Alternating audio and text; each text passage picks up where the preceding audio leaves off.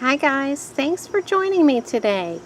I'm going to make a mason bee hotel today. It's time to start thinking about bugs and hibernation, and I have some mason bee houses, but I was reading that in order to have a good ratio of male to female bees, you should have some 6-inch holes, and my mason bee homes only have about 4 inches, maybe even 3.5-inch deep holes, which is the bare minimum. So if I want to make sure I have a good population of pollinator bees next year, I should incorporate another bee home that has deeper holes. So I decided to make one myself, and I went to the hardware store and I was looking for 6x6 posts that were untreated. I was in the lumber area and all I could find was 4x4. So I was about to leave and I went to the gardening area and I saw this Light and Go bonfire birch log. And it's meant to be carried around. There's a little handle even. I may take that off. But it's meant to be carried out, and so you can make your own bonfires on the beach or wherever you are, hopefully in a safe spot.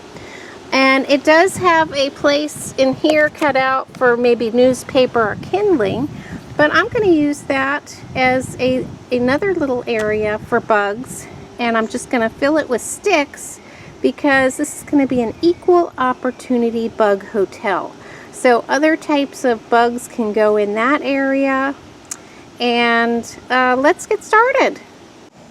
The other important thing worth mentioning is that it cannot be pre-treated with anything. Sometimes lumber is treated with chemicals to make it last longer, even pesticides to keep bugs from eating a fence or whatever you build with it, a fence or a deck. So it's really important that your wood is untreated.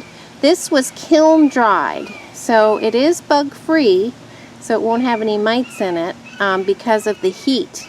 But and heat treated is okay, but anything that's treated with chemicals should not be used for your mason bee house. Okay, it's about an hour later. I'm not the best with power tools, and I think birch must be very hard wood. I have a bug hotel, and I have put sticks into the interior areas here so that smaller bugs can go in and take shelter. But I feel good about that. So I am going to take off the side handle and place it where I want it to be. I'm going to put it near one of my flower gardens, and hopefully all the inhabitants will come out in the spring and pollinate my vegetables and my flowers. It's important we take care of the bees. The proper width of a hole for a mason bee is 3/8 of an inch to 1/2 an inch. So in this case I used a 3/8 inch drill bit to make these holes. Okay guys, I've decided to place my pollinator hotel in the triangle garden where I grow a lot of flowers. So of course I want a lot of bees, and I also want to put it in a place where they have a lot of nectar.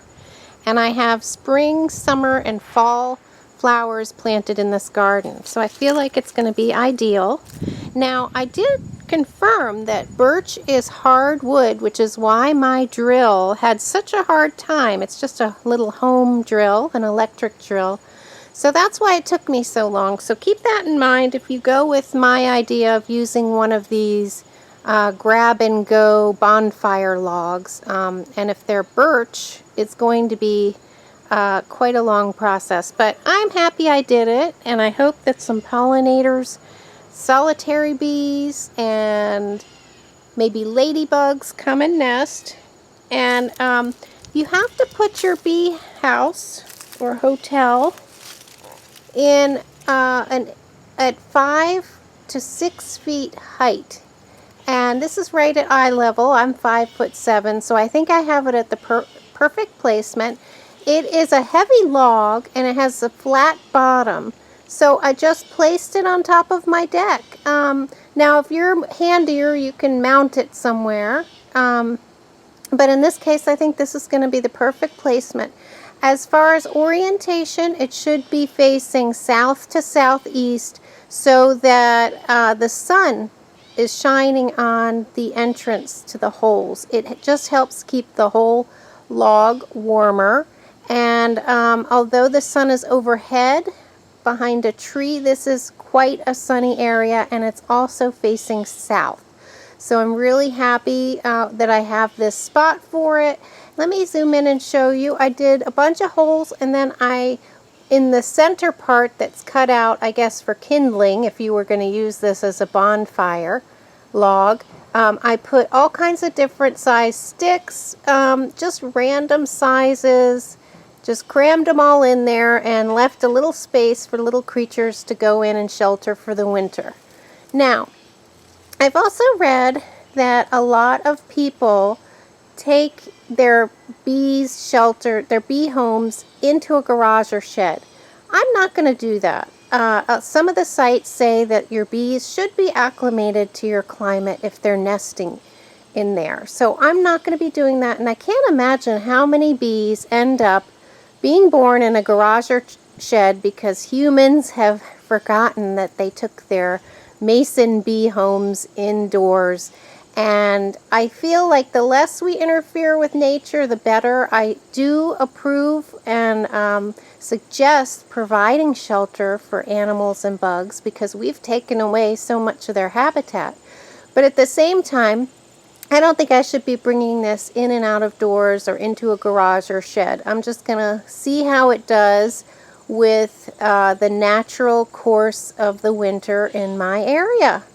So guys, I'm really hoping that I get some visitors here, and as I said, a variety of visitors can use this.